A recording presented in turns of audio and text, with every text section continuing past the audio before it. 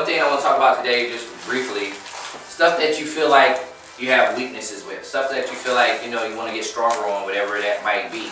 Might be just to shake somebody's hand and meet a new person that you don't know, and or maybe something, involving your direct job, your responsibilities or whatever.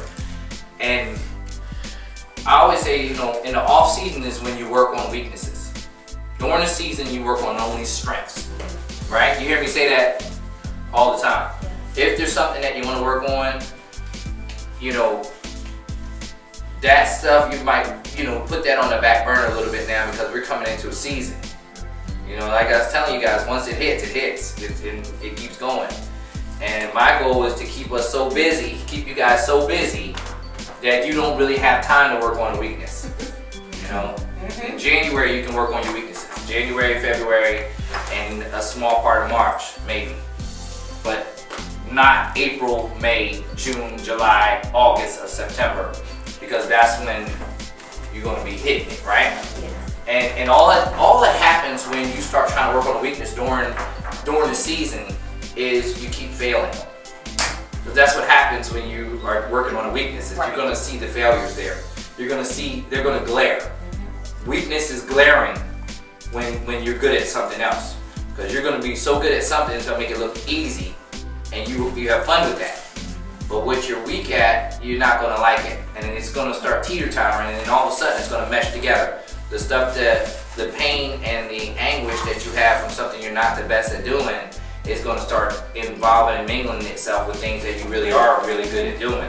And then that's going to, something's got to give.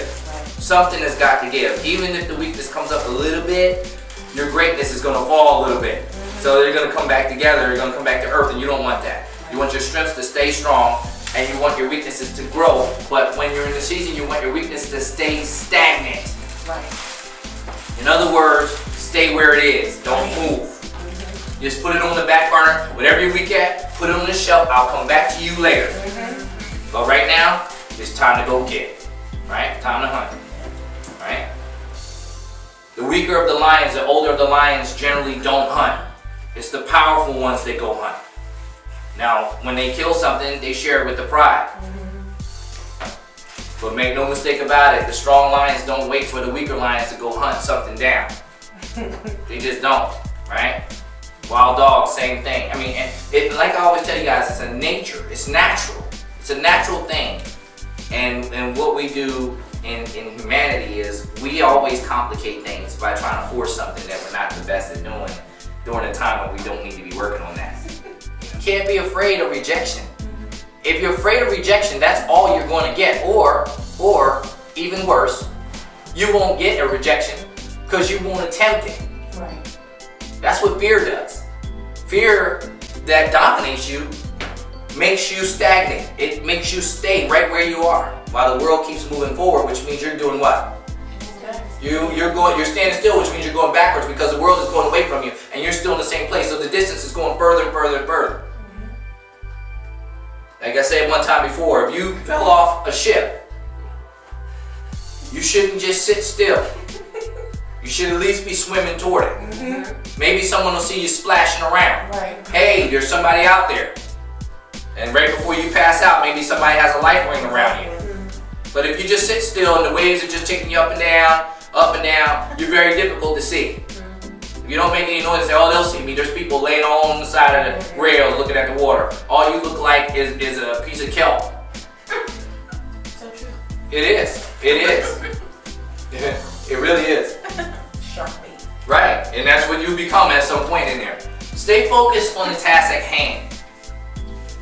That's all really, it's not really a massive situation. It just stay focused on what we want to accomplish, and make sure that we stay on it until it's completed.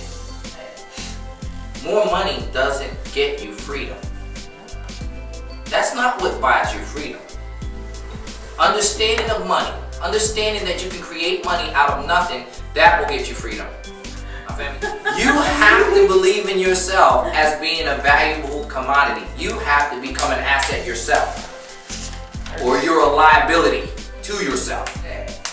As long as an asset pays for it, it's not a liability. It's not the liability that you think. It's a good liability. It's something, yeah, it took money out of my pocket, but something else paid for it. Right. Asset does what? Put money in your pocket. Liability does what? Takes it out. So if we're asset to CTAC, what are we doing? Putting it in.